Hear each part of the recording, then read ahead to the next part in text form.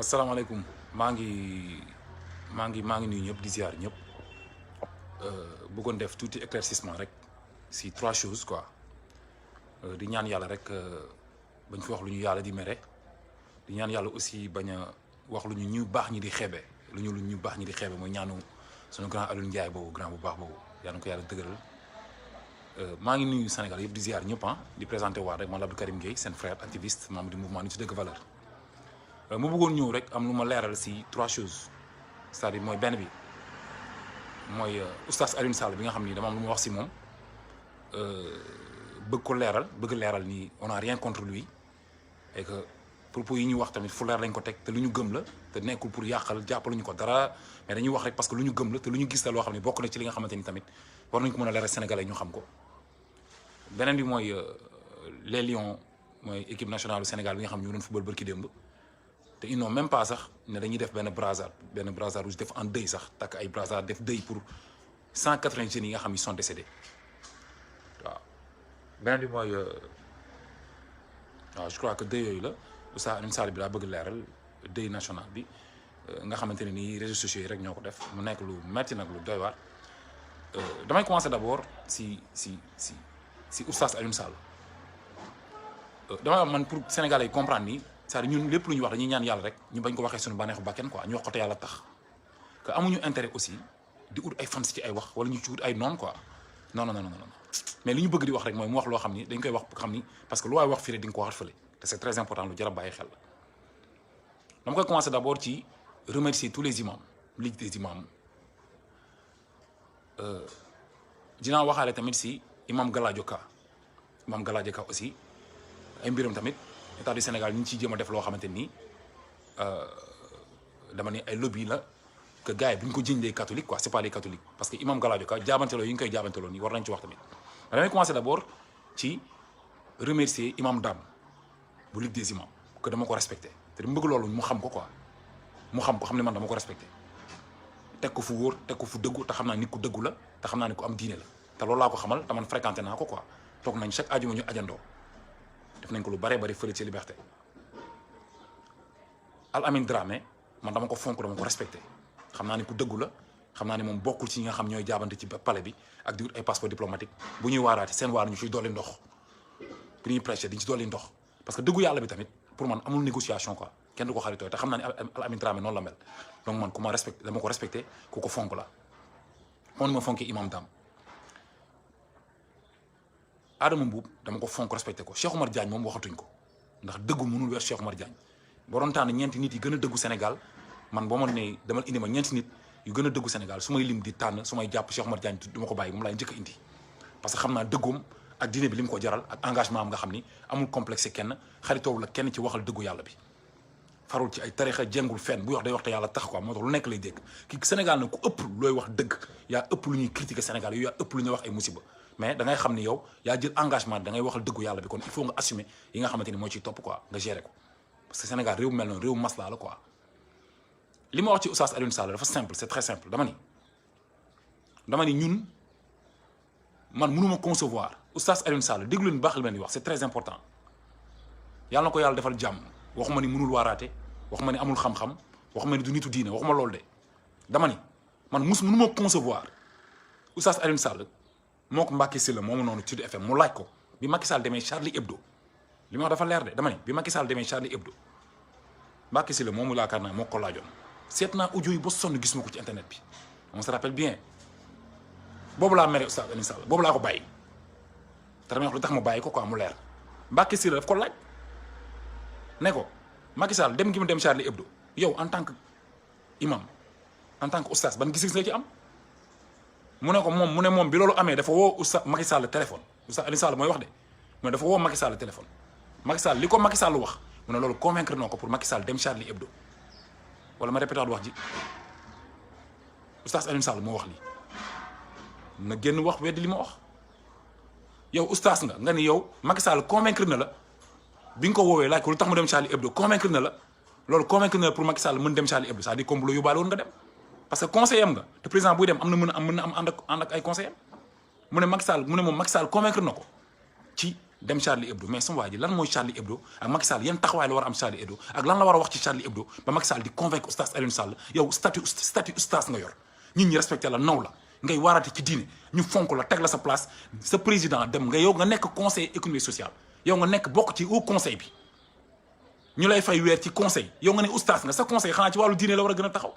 yow Macky Sall moo la mën a convaincre ci dem Charlie Hebdo mais yow mënoo convaincre Macky Sall ci mu ñëw fekk suñu place de l'Obélisque pour ñëw ne naxarlu li ñu caricaturé prophète bi wala li France ne affaire yi liberté d'expression la c'est-à-dire man foofu laa waxee quoi ma ne kon est-ce que moom amoon na ay raison pour ñëw taxaw foofu place de l'Obélisque comme moom nangul na Macky Sall dem Charlie Hebdo accepté na ko li ko Macky Sall wax convaincre na ko mais kon loolu war na mën a moom bu mënul convaincre Macky Sall pour mu ñëw place de l'Obélisque kon Alioune Sall lan lay def place de l'Obélisque lan la fay def loo xam dañ taxaw ñun ñëpp en tant que musulman dañuy ñëw pour naqarlu li nga xamante ni moom la France caricaturé France bëgg a utiliser pour blasphème suñu sang bu tedd bi sallallahu alayhi wa sallam man lii laa wax dama ni oustaz Alioune Sall amul moom benn problème jàppalu ma ko dara je n'ai rien contre lui mais dama ni mënuma concevoir yow nga ni parce que da nga di bokk ci haut conseil bi parce que état moo lay fay jox la oto jox la passeport diplomatique parce que da nga bokk ci ñi nga xam dañoo jege Macky Sall rek alors accepté nga Macky Sall mu dem Charlie Hebdo parce que li mu la wax doy na la léegi ñun ñuy def suñu manifestation ñu woo Macky Sall yow nga woo ko Macky Sall ngeen Macky Sall ne du ñëwul ba pare te yow accepté nga loolu ba pare nga bëgg encore accepté encore ñàkk ñëwum ci manifestation Obélisque bi kon yow amoo fa place parce que xam nga diine du foo diine kenn du ko foowee quoi Seydina Muhammad sallallahu alayhi wasallam bàyyi leen diine bi ngeen di foowee quoi dañuy waxante dëgg lii mooy suñu ndimbalu àdduna ak àllaaxira bàyyi leen di ko foowee tax ma oustaz kuy waaraate dafa am statut bu am solo boo am dafa am lu la war sa diggante ak sa askan ndax ñu bari mën nañu réeré jaare ci yow bëri na luy xew fii ci dëkk bi ay sëriñ ñoo ko fiy def wax ko nit ñi yaakaar ne dëgg la fekk du dëgg bëri na yoo xam ne ay nit la ñuy jàppee sëriñ teg leen place boo xam ne ñoom seen maam moo ko liggéeyoon mais ñoom sori nañ loolu nit ñi di si gën a réer te ñu war ko leeraluñ ko léegi nag bu ñu demee ba ustaas yi topp ci loolu mais y a problème parce que dañ ne boo demee Mbàkke ci sëriñ Mbàkke yi seen sant dañ ko war a ormal warmu la bu ñu leen di jox nga dem ci siween yi dañ leen ormal ñeseen yi maanaam mag ñi liggéey fii seen sant yi ak honneur loolu dañ ko war a ormal loolu ñu koy ormalé nag bu ñu demee ba ustaas yi bëgg ci jaxasoo ñun fu ñu jëm fan lañ jëm parce que foofu ñooñu ñuy ormal seen sant maam yi dafa am yu ñuy def yoo xam ne des fois dañ ci gis yoo xam ne du doon yoon te kenn du ko ñemee wax ndax seen maam li ñu liggéey léegi bu fekkee ustaas yi dañ cee jaxasoo ñun fu Sénégal fu mu jëm wala diine dafa war a nekk lu ñuy foowee man loolu laa wax amu problème ak kenn amu problème ak oustaz Alioune Sall amu problème ak kenn li ma am problème mooy dama ni mënuma concevoir nga comprendre Macky Sall ci dem Charlie Hebdo ba pare nangu nga ndagu ko comprendre encore ci ñàkk ñëw ci place de l'Obélisque loolu laa wax oustaz Alioune Sall warul jël parole ci kanamu imam Alioune Badara Ndao ñuy privé imam Alioune Badara Ndao parole ba noppi bàyyi oustaz Alioune Sall muy wax c'est pas normal parce que moom dafa oustaz Alioune Sall moom comprendre na Macky Sall te li ñu war a wax Sénégal waxuñ ko ma ne bu ñu taxee jàkkaarloog plus de milliers de personnes nga xam dañoo jug ndax Seydina Muhammad sallallahu alayhi wa sallam comme ni ma ko waxee keroog Sa Ndiogou ma ne bu ñu jugee nañ leen wax ne leen mais dañu war a xeex pour cagatu prostitution ngeen baal ma ci baat bi dañ Sénégal parce que yéen da ngeen ni Seydina Muhammad ngeen gëm te Seydina Muhammad sallallahu alayhi wa sallam àndul ci loolu kon ñun bu ñuy xeex dañu war a xeex politique Seydina Muhammad tegu ci Sénégal dañu war a fexe oustaz yi waarate ñu wax ci charia bi ne waxama leen ni charia bi privé wul kenn mu dund diineem charia bi dañ koy teg ñun musulman ñu dund ci charia loolu la Seydina Muhammad digle ma ne ñu fexe ba alxuraan dugg ci école yi ñu fexe ba jaayam sàngara ñu bàyyi ko ñu fexe prostitution dañ Sénégal ma ne loolu bu fekkee mënu nekk message boo xam ne ñoom moom bu ñu taxee foofu di ko wax day déranger Macky Sall wax ci franc-maçon yi nga xam ñoo nekk ci dëkk bi di imposer loo xam du dëgg di wax ci gendarme bi nga xam mi ngi interdit suñu série di dindi seen voix donc Macky Sall kàddu yu wax France ban njëriñ la am bu fekkee ni da koy wax te du ko jëf dégg naa benn Guy Marius Sagna muy expliqué ne wax jëf mooy nattukaay wax bu fekkee ni Macky Sall dafa dem France wax Macron li mu ko wax ñëpp dégg nañ ko li mu wax Macron dëgg la mais est-ce que mi ngi koy jëfee góor jigéen ñi ñu jàppoon barki dem bàyyi nañ leen 13 lañ ci bàyyi ñu ngi ci dëkk bi taxawal bàyyi nañ leen gratos amuñ benn problème ils sont libres maintenant de kii seen homosexualité léegi loolu yëpp nekk ci dëkk bi ñun ñuy waaraate war ko wax yéen ñuy waaraate nekk ci télé yi war ko wax ngeen ni privé di téye ñi nga xam bu ñu waxee day déranger Macky Sall mais il faut ñu jàkkaarloog yéen wax ak yéen tamit mooy dëgg man loolu laa wax quoi man nag wàllu diine moom dëgg moom soo koy wax utuma ku ma ci kontaan utuma ku ma ci mere utuma ku ma ci àndal utuma ci ay fans dañuy wax te yàlla tax quoi am na imam yoo xam ne ay ustaas yoo xam waruñu nekk ci kanam dañu war a nekk ci ginnaaw ci ñi nga xam ñooy wax ci dëgg bi ku mel ni imam Aliou Badara Ndao nga xam day wax carrément di expliquer système franc-maçonnerie oligarchie système oligarchie franc-maçonnerie bi nga xam ñoo ak àdduna jël yenn président yi def leen seen poste yenn imam yi ak yenn ustaas yi topp ci ginnaaw président bi di daw di ko neexal loolu laa wax mais waxuma imam Dame ci la bokk waxuma Al Amine Dramé ci la bokk man xam naa ñooñu bu baax respecté naa leen ñun fii imam buy dugg ci palais bi xam nañ ko léegi nag imam mënoo dugg ci palais bi di ànd ak Macky Sall ba noppi Macky Sall di jàpp askanam di leen lor dem di signer ay licence de pêche ay 180 personnes di dee mu leen sax jaale faalewu leen di toroxal réew mi te mënoo wax Macky Sall dëgg boobu mënu ko wax te yàlla tax ndax gëm naa ne bu fi Serigne Touba nekkoon da koy wax Macky Sall Alaaji Malick bu fi nekkoon rabbi taala daf koy wax Seydina Ahmed sallallahu alayhi wasallam bu fi nekkoon day wax Macky Sall ne ko yërëmal sa askan Serigne Touba li mu wax ci njiit leer na fii moo xam koo mën a doon moo xam sëtu Serigne Touba nga moo xam sëtu Alaaji Malick nga koo mën a doon yaa xam li Serigne Touba wax leer na fii loo fi def nit ñi bu ñu xamee ndax méngoo naag li Serigne Touba wax bu méngoo la Serigne Touba nit ñi duñu la ormal Serigne Touba dafa wax carrément ni dafa ni njiitu diine buy ànd ak njiitu adduna yi seenu kilif seen buuru adduna yi dafa mel ni weñ buy topp ay neefare ah Serigne Touba li mu wax leer na kon ku ci dem nekk li Serigne Touba wax def li Serigne Touba wax leer na ku def leneen topp nekk kilifa diine di topp ay njiitu adduna yi mais yaa nekk weñ bu topp neefare loolu sa problème la mais ñun dañuy am sañ-sañ ñu taxaw wax li nga xam moom lañ gëm loolu laa bëggoon wax ci Oustaz Alioune Sall je n'ai rien contre lui mais dafa yor passeport diplomatique na ko weddi bu fekkee amul na ma amul dafa am salaire CSE dafa bokk ci haut conseil bi dafa taxaw ni moom nangul na Macky Sall mu dem Charlie Hebdo ndax Macky Sall da koo convaincre ci loolu ñun ànduñ ci loolu te dañ ko wax loolu ànduñu ci ak moom te bu ñu yóbbuwoon ba cour de la yi dañuy taxaw ne ko ànduñu Oustaz Alioune Sall ñun ànduñu yow ci lii nga wax malgré respecté nañ la jox nañ la sa cër xam nañ yaa ngi waral ci diine bi yaa ngi yee ñu bari mais dellu si li nga wax ci li nga xamante ni moom nga wax ci Charlie Hebdo bi Charlie Hebdo Macky Sall li mu def noonu musiba naaru laay la insulte la au nom de tous les musulmans au nom de tous les croyants sax laay wax na Charlie Hebdo ne ni musulman ni chrétien loolu man maa ko wax man Abdou Karim et j'assume mes responsabilités maa ko wax man maa ko Oustaz Alioune Sall amul place Obélix parce que dafa accepté Macky Sall dem Charlie Hebdo dafa bokk ci conseil Macky Sall te mënu ko convaincre pour mu ñëw place de l'Obélix kon na jël conseil mu delloo ko delloo salaire delloo passeport diplomatique yi bàyyi diine bi muy mbubboo wala mu dem ànd ak Macky Sall maa ko wax man Abdou Karim beneen bi mooy imam Gala Dioka neexul ba neexul mais ñi ngi commencé abuser ci kawam quoi ñun xam nañu ñi porter plainte imam Gala Dioka c'est pas des chrétiens xam nañu c'est des lobbies maçonniques quoi li ci xew nag yëg nañ ko yëg nañ lépp dañoo waxul dañoo xaar wax jot ñu soog a wax quoi parce que bëggu ñoon wax rek juste pour wax nii quoi mais imam Gala Dioka bi ngeen ko convoqué mu ñëw jàkkaarloog commissaire bi li mu ko laaj lépp PV yëpp xam nañ ko dañ ko laaj ndax catholique ngay waxal mu ne waxul ak catholique mu ne waxul ak catholique benn loolu rek déjà loolu boo leen ci yamulee rek loolu manque de respect la quoi commissaire bu yamul ci loolu rek loolu manque de respect la parce que procureur moo def réquisition war a defa moo xam wala dañ ko porter plainte parce que ay pétition 2018 ba 2020 2 ans pour ngeen am signature yu doy pour téye ko woo ngeen ko ñëw na entendre ngeen ko nee na moom waxul ak chrétiens yi ngeen entendre ko ci PV mu ne moom 5% la waxul ak chrétiens yi ñun ñëpp accepté nañu imam Gala Dioka il a été maladroit ñun ñëpp nangu nañu imam Gala Dioka dafa juum mais bi ngeen ko laajee mag bu toll noonu nekk xaafisu alxuraan jiite ñun ñu baree bari nekk kilifa xam nga ñu woo ko mu taxaw ne moom waxul ak chrétiens yi non kon respecté leen ñu quoi tamit nañu justice sénégalaise bi respecté quoi am nga ñeneen ñu ngeen war a mën a woo ñu dul imam Gala Dioka bàyyi leen jàmbur quoi njëkk ngeen ko convoqué mu ñëw ngeen menacé ko yëg nañ ko ngeen laaj ko mu ne waxul ak chrétiens yi kon yéen du ngeen ay catholique parce que xam nañ ñi porté plainte imam Gala Dioka c'est pas des chrétiens moom xam nañ loolu ngeen laaj ko imam Gala Dioka wax ni moom waxul ak chrétiens yi ngeen woo ko tribunal pour juger ko def pour bref procès mu ñëw ngeen renvoyé waat ko mu ñëwaat encore le 12 barki dem ngeen renvoyé waat ko kii mag la quoi respecté leen te mag la ci diine ñun imam yi ñun ñooy sunu Seydina Muhammad sallallahu alayhi wasallam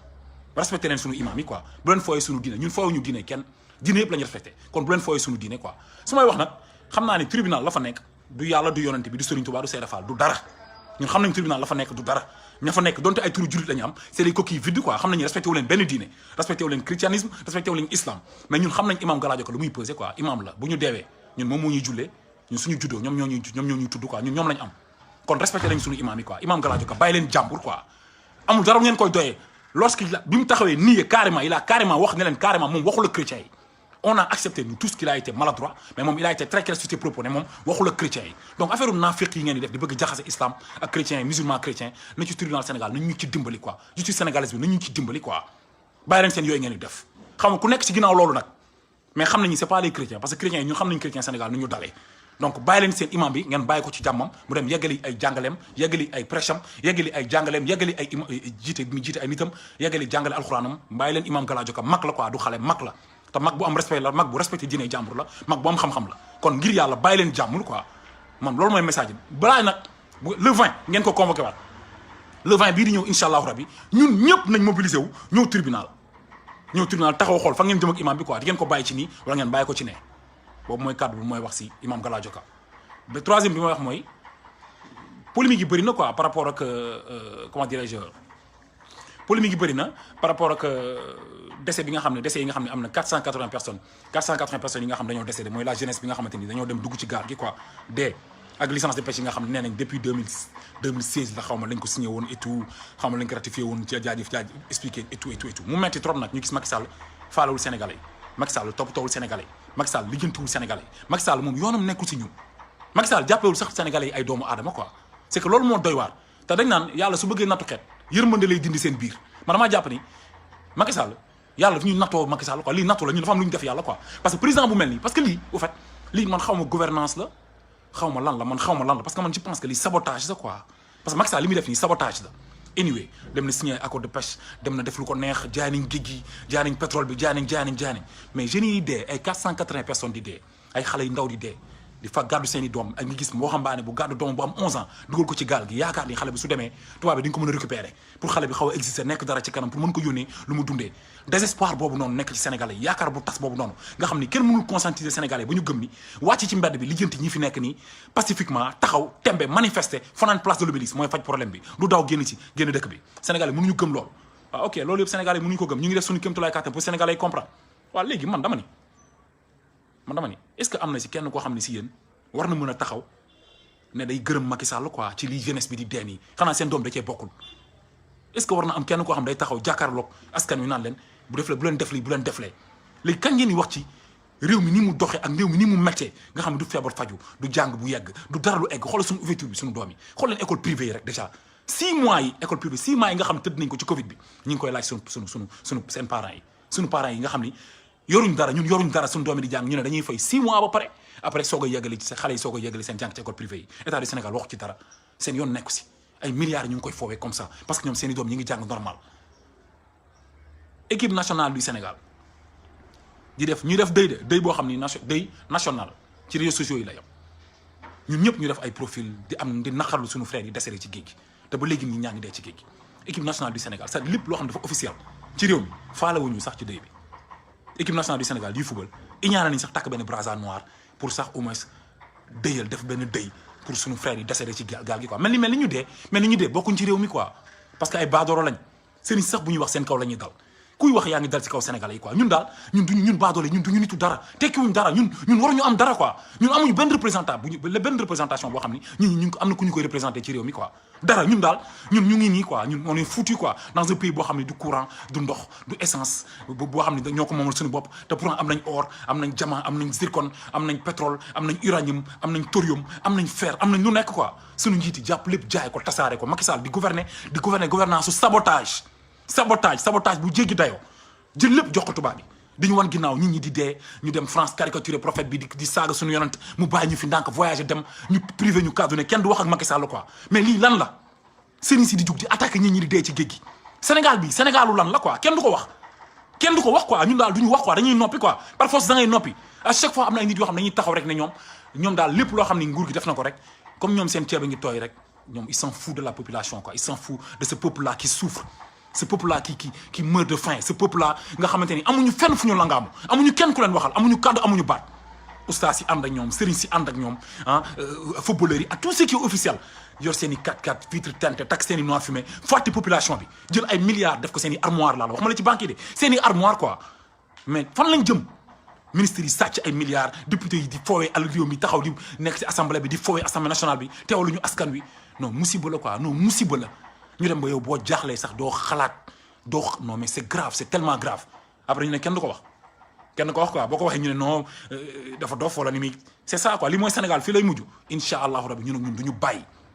dañuy wax ci ne Sénégalais bi nañ dellu si ànd seen xel ànd seen ngor xam ne dëkk bi fii nii ñun ñoo ko mën a liggéey kenn du jóge Europe nekk tubaab wala jóge États-Unis nekk américain wala jóge Inde ñëw fii ne yaa ñu defaral Sénégal kenn doomi réew mooy defar réew bu ñëpp dawee dem bàyyi fi réew bi bu ngeen demee su ngeen ñëwaatee am leen ay milliards fi ngeen leen fekkaat politiciens yi ñu yàqal leen seen hôpital yi ngeen bëgg defar du ngeen faju wala ñu yàqal leen seen lépp képp ku ciy dem te mënoo defar gaal gu tonni gaalu yonent yàlla xaw ma nan dugal ci seen waa kër yëpp dugal ci say maam ak say mbokk yëpp dem boo ko mënul def bu yow nga toog xam ne boo demee loo am di nga ko fi indiwaat boo ko indiwaatee politiciens yi dinañ ko yàq kon toog leen ñu liggéey Sénégal toog leen ñu xeex liggéey ko sinon di ngeen dee ba jeex dem bi xaru la du xaru li tax xaru la mooy ñi dem ñëpp ñi ci dee ñoo ëpp ñi ñëw ñi ci torox ñoo ëpp parce que dem taxut a am loolu la ñuy wax du xaru parce que Sénégal métti na métti boo xamante ni amul fenn fu ñu respecté nit ñi ñu wàcc leen fekk si ñu ànd lijjanti ñi nekk ci pouvoir bi pacifiquement ñu jógee ci pouvoir bi ñu jël Sénégal teg ko ci loxo yi set loolu message yi ma amoon pour wax ngeen baal ma quoi ci communication bi ma leeralaat ko ne oustaz Alioune Sall moom moo wax ci làmmiñu boppam ne comprendre na Macky Sall ba mu demee Charlie Hebdo ndax dafa woo Macky Sall téléphone Macky Sall ne ko convaincre ko ci li mu dem Charlie Hebdo kooku amul place Obélix kooku warul taxaw di défendre Seydina Mohamed on peut pas xoolal munoo dafa am loo xam munul nekk ça ne rime pas Macky Sall noonu diine yi la noonu diine bi la Macky Sall noonu diine bi la imam bu ànd ak moom war nga xoolaat sa bopp imam bu mënul prêcher jàkkaarloo Macky Sall wax ko ni ko xale yi sonn nañu ñu ngi dee ci géej gi dëkk bi amuñu ndox nit ñi sonn nañu courant bi stable nit ñi mënuñoo faju imam boobu lan lay nekkee conseil ci kanamu Macky Sall conseil yu lan la passeport diplomatique lu mu lay jariñ sa salaire bi pour lan la li ngay waarate lan lay servir maa ngi jéggalu wasalaatu wasalaam ala rasulullah jërë ngeen jëf